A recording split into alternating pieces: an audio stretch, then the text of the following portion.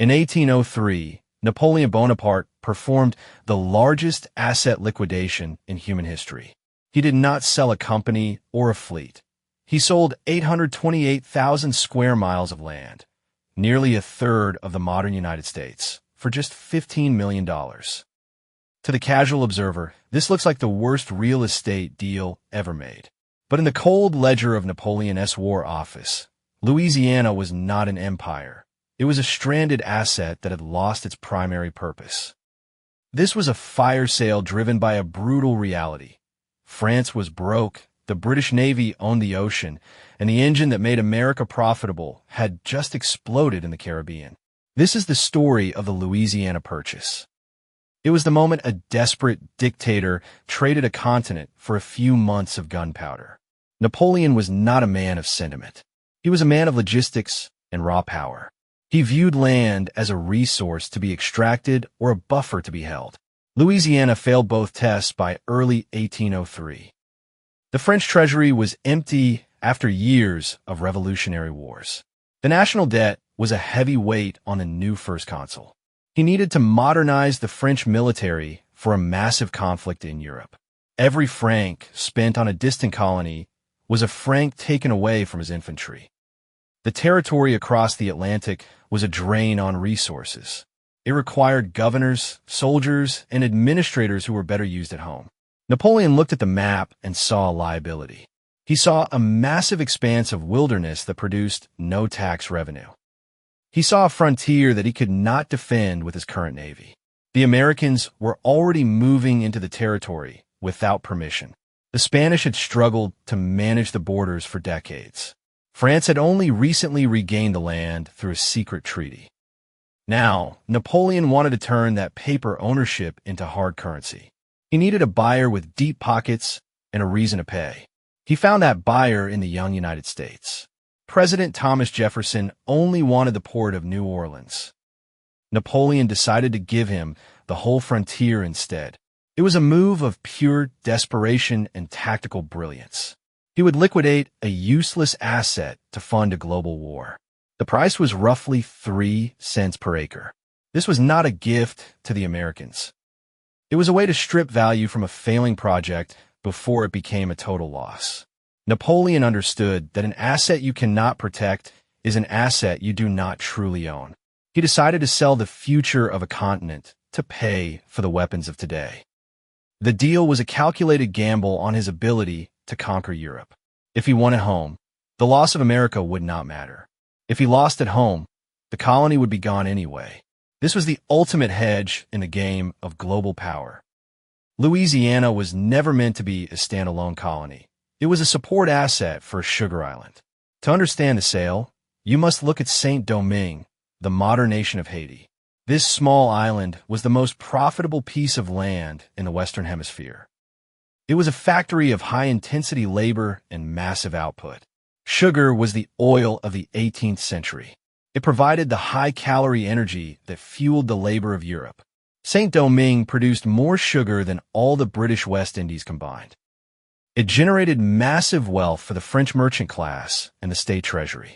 The island was a machine that turned human misery into pure gold. But the machine had a fatal flaw in its supply chain. The island was too small and too focused on sugar to grow its own food. It needed a massive amount of timber for building and barrels. It needed salt, flour, and meat to keep its enslaved workforce alive. Louisiana was the solution to this logistics problem. France regained the territory from Spain to serve as a giant farm for the sugar island. The vast plains of the American interior were supposed to feed the Caribbean workers. Without Louisiana, the sugar machine would be too expensive to run. Without Saint-Domingue, Louisiana was a warehouse with no customer. In 1791, the enslaved people of Saint-Domingue rose in a massive revolution. They burned the plantations and fought back against their oppressors. Napoleon saw this as a direct threat to his global economic plans. He sent General Charles Leclerc with 20,000 veteran troops to crush the rebellion. This was one of the largest military expeditions ever sent across the Atlantic. It was a massive capital investment in the sugar trade. The costs were astronomical from the start. The French troops were not prepared for the environment. Yellow fever decimated the ranks faster than any army could. Within months, thousands of French soldiers were dead in the dirt. Leclerc himself died of the fever. The expedition was a total military and financial disaster. Napoleon had wasted millions of francs on a failed recovery effort. The sugar engine was not just broken, it was gone forever. The Haitian people won their independence and ended French dreams of a Caribbean empire. This made the mainland territory of Louisiana economically obsolete overnight. There was no longer a market for its timber or its grain. The French government was left holding a massive piece of land with no revenue stream. It was a stranded asset in the middle of a global liquidity crisis. The cost of maintaining a military presence there was no longer justifiable. Napoleon had to cut his losses before the situation got worse. He could not afford to throw good money after bad in the Americas. The sugar engine had exploded, and the smoke was drifting toward Paris. Napoleon needed immediate cash for the Grande Armée, and the clock was ticking. The Peace of Amiens was a fragile truce that was about to shatter. War with Great Britain was the primary concern of the French state. Britain was the only power that could consistently challenge French dominance on the continent. They had a financial system that could fund endless coalitions. More importantly, they had the Royal Navy. The English Channel was a physical barrier that Napoleon could not easily cross. He needed to build a massive fleet of flat-bottom boats for an invasion. He needed to pay for the training and equipment of hundreds of thousands of men. This required a level of liquidity that the French treasury simply did not have. The tax base was still recovering from the chaos of the Revolution. Napoleon could not borrow money as easily as the British could. He had to look at his balance sheet for assets he could sell. Louisiana was the obvious candidate for liquidation. The naval logistics of the Atlantic made the territory a death trap for French interests. If war broke out, the British Navy would dominate the shipping lanes. They would block any French reinforcements from reaching the American coast. The British could simply sail into New Orleans and take the city by force. They would gain a massive empire for the price of a few broadsides. Napoleon knew he could not defend a territory that was 4,000 miles away. He was facing a classic liquidity trap. He held a valuable asset that he could not use, could not protect, and could not afford to keep. Selling it to the Americans was a way to convert a future loss into an immediate gain. It was also a move to spite his primary enemy. If the United States owned the land, the British could not easily seize it without starting another war. Napoleon wanted to build a naval rival for Britain in the Western Hemisphere. He famously remarked that he was giving Britain a maritime rival that would humble their pride. This was a strategic move to shift the global balance of power. He was not just selling land. He was buying time and security for his European campaigns. The $15 million offered by the Americans was a small fraction of the land's potential value. But in 1803, a dollar in hand was worth more than 1,000 acres of wilderness he could not hold. He needed the money for gunpowder, boots, and horses.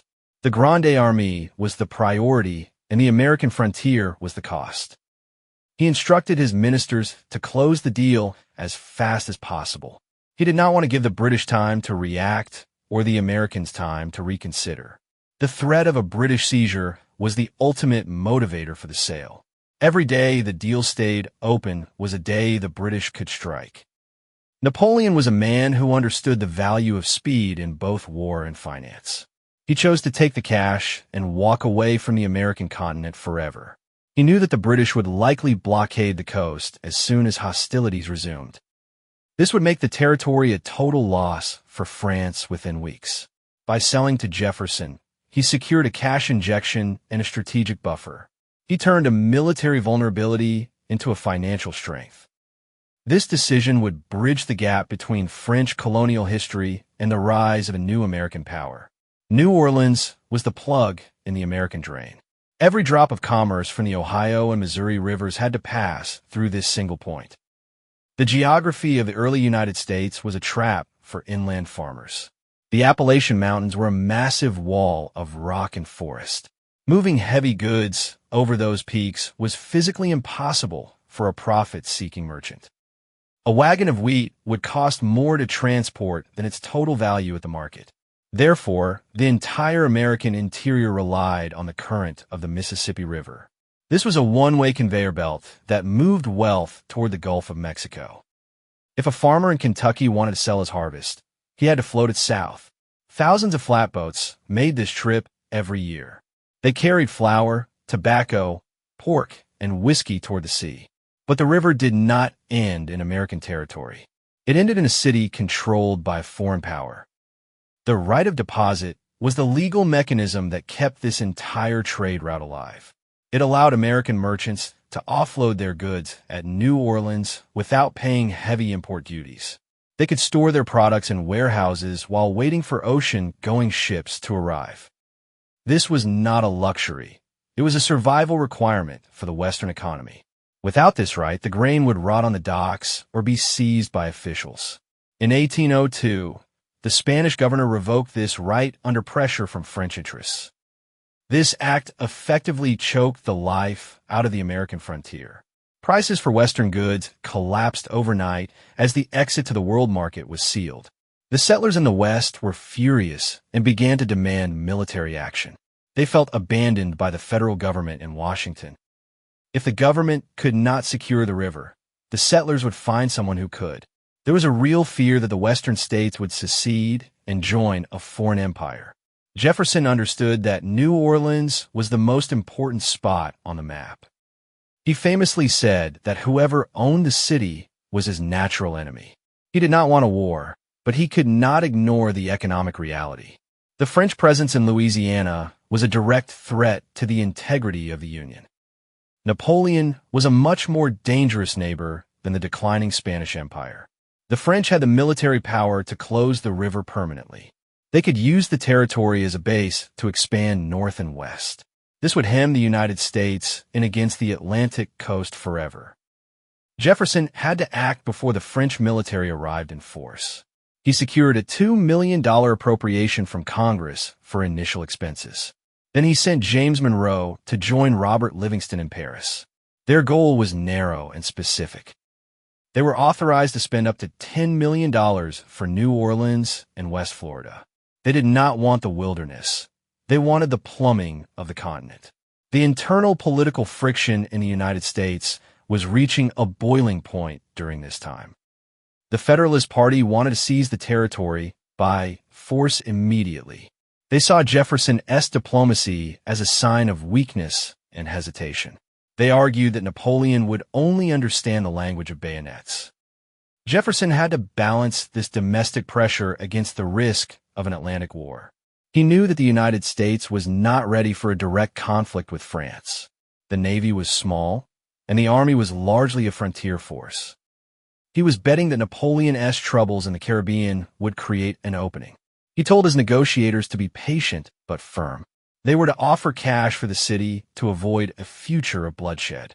The Americans arrived in Paris expecting a long and difficult negotiation over a single port. They had no idea that the French were ready to abandon the entire project.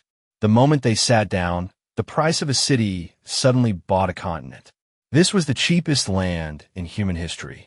The final math of the deal is staggering to consider. The United States paid $15 million for 530 million acres of land. This breaks down to roughly 3 cents per acre for the entire interior of the continent. For the cost of a few naval frigates, the young republic doubled its physical size. This was not a standard real estate transaction. It was a distressed asset disposal. The French were not interested in a fair market value for the soil.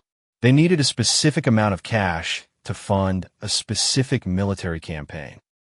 The negotiation in Paris was a collision between American caution and French desperation. Robert Livingston was already in Paris when James Monroe arrived. He had been trying to buy just the city for months with no success. Then, without warning, the French foreign minister changed the entire scale of the deal. He asked if the United States wanted to buy all of Louisiana. Livingston and Monroe were caught in a massive strategic dilemma. Their instructions only covered the purchase of New Orleans and the Floridas.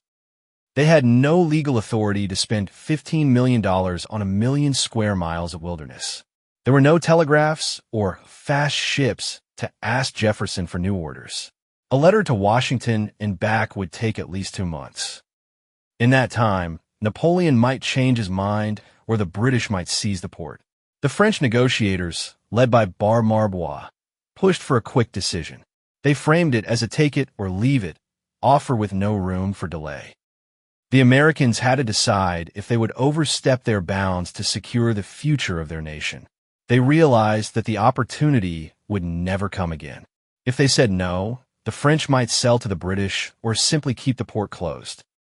They decided to sign the treaty and face the political consequences at home. The financial mechanics of a deal were as complex as the geography. The United States did not have $15 million in gold sitting in a vault. The government was already carrying significant debt from the Revolutionary War. They had to create a new form of debt to pay the French state. The agreement called for the United States to assume certain claims against France. This meant the Americans would pay their own citizens for damages caused by French privateers. The rest of the payment would be made in U.S. government bonds.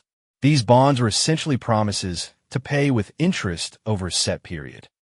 Napoleon could not wait for the interest. He needed the principal immediately. He needed to turn these American promises into hard cash for his war chest. This required the involvement of international bankers who could discount the debt. The irony of the situation was that the French were selling land to fund a war against Britain. The legal battle in Washington was just as intense as the negotiation in Paris. Jefferson was a strict constructionist who believed the government only had the powers listed in the Constitution. The Constitution said nothing about purchasing foreign territory or adding new states.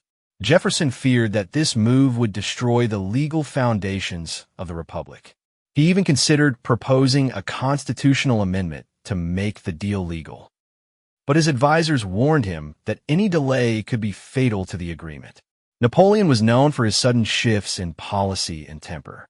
The Federalists in Congress attacked the deal as a waste of money for a worthless desert. They argued that the new territory would dilute the power of the original 13 states. Despite these objections, the sheer economic logic of the deal was undeniable. The Senate ratified the treaty quickly to secure the Mississippi River forever. The focus now shifted to how the money would actually move across the Atlantic. The French needed their cash, and the British banks were the only ones who could provide it. The British government was effectively paying Napoleon Bonaparte to invade their own shores. This is the central paradox of the Louisiana Purchase. Napoleon held $15 million in United States government bonds, but paper promises do not win wars. He needed physical gold to pay his soldiers and buy his supplies. He turned to the very people he intended to conquer to solve his liquidity crisis. Baring Brothers was a premier British merchant bank based in London. Along with the Dutch firm Hope & Company, they agreed to facilitate the largest land deal in history. The British cabinet knew exactly what was happening. They understood that the money they allowed to flow to Paris would fund the French army. Yet, they did not stop the transaction. They viewed a French empire in North America as a greater threat than a temporary cash infusion for Napoleon. The logic was cold and purely strategic. A strong United States was a better neighbor than a resurgent France. Alexander Baring traveled to the United States to finalize the financial arrangements. He was the point man for a deal that would define the 19th century. The process was a massive exercise in bond discounting. Napoleon could not wait 15 years for the bonds to mature. He sold the American debt to the banks at a significant discount to get immediate liquidity. For every dollar of debt, the banks paid a fraction in hard currency. This meant Napoleon received less than the $15 million face value. Estimates suggest he walked away with closer to 11 or 12 million in cash. Meanwhile, the United States was not actually paying $15 million.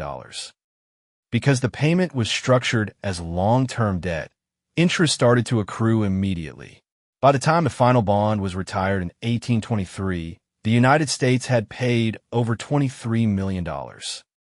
The banks took their profit from the spread between the purchase price and the final interest. It was a masterpiece of high finance conducted in the shadow of total war.